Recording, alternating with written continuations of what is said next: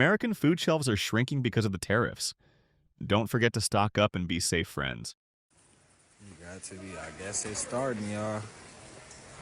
All the shelves are empty, and this is where all the vegetables and the fruit and everything is. Y'all see? America is about to learn how good we actually used to have it. Definitely go watch her video, but I also want to show you what happened at the grocery store today.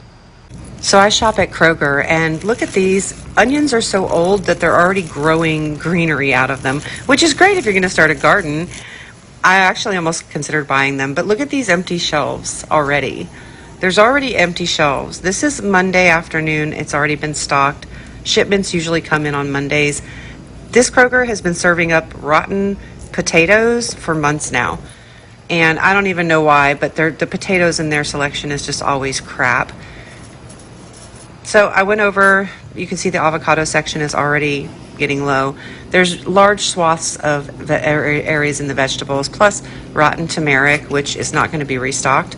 And there's a label saying it's not going to be. So I'm not trying to panic anybody, of course, but if you want to get ahead of this, start seeding your own fruits and vegetables if you can. Freeze things and make sure you're good and well stocked on canned vegetables that will last for 6 months to a year. Also, rice is a good staple, especially brown rice. A thing of lentils with some brown rice and some frozen vegetables and or canned vegetables is a great meal. You know, whip up your favorite sauce or whatever and serve with it. I've been also stocking up on chicken stock because that pretty much flavors stuff, keeps the salt up in your body, especially if you have POTS like I do. And spices, like spices are something that really add a lot of flavor.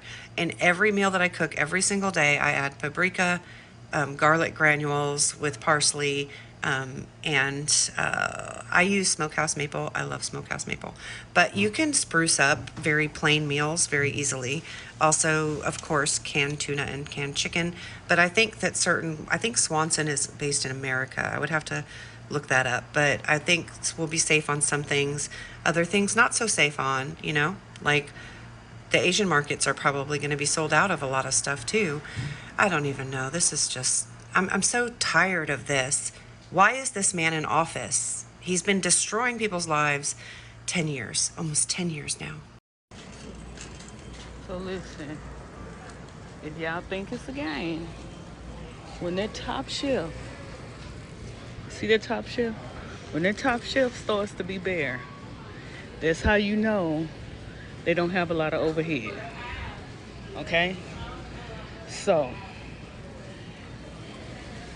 don't be reactive, be proactive. Just come pick you up a couple of things because this Walmart is not bad. And that top shelf look a fool on this aisle, but the other aisles don't look that bad. But there is a shortage. They not gonna tell you, but it is. And I'm gonna show you. Don't let these people tell you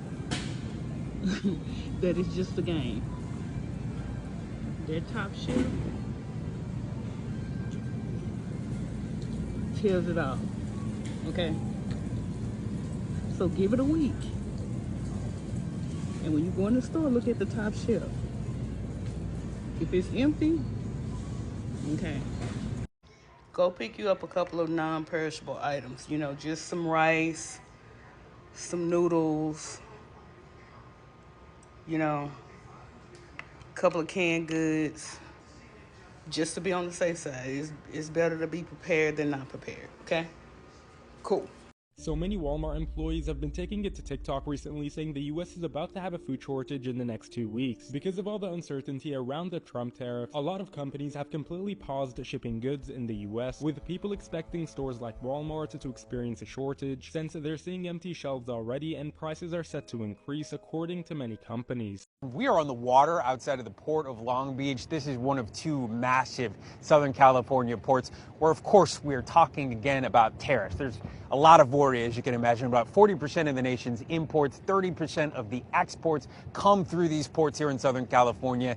And what it's really caused is sort of an inverse reaction to what you might think. There's more goods coming through. The Port of Long Beach is reporting in its first quarter about 2.5 million of those containers have already moved through in the first 3 months alone. That is a record number. It's because a lot of these companies want to front load their freight, push their freight forward before these tariffs really have a huge impact. And if they stay the way they are, specifically with China, there's no way it won't have a massive impact, both here at the port where they're expecting maybe a 10 to 20% reduction in the amount of cargo that comes through, which may have an impact on jobs, but also on store shelves, impacting consumers.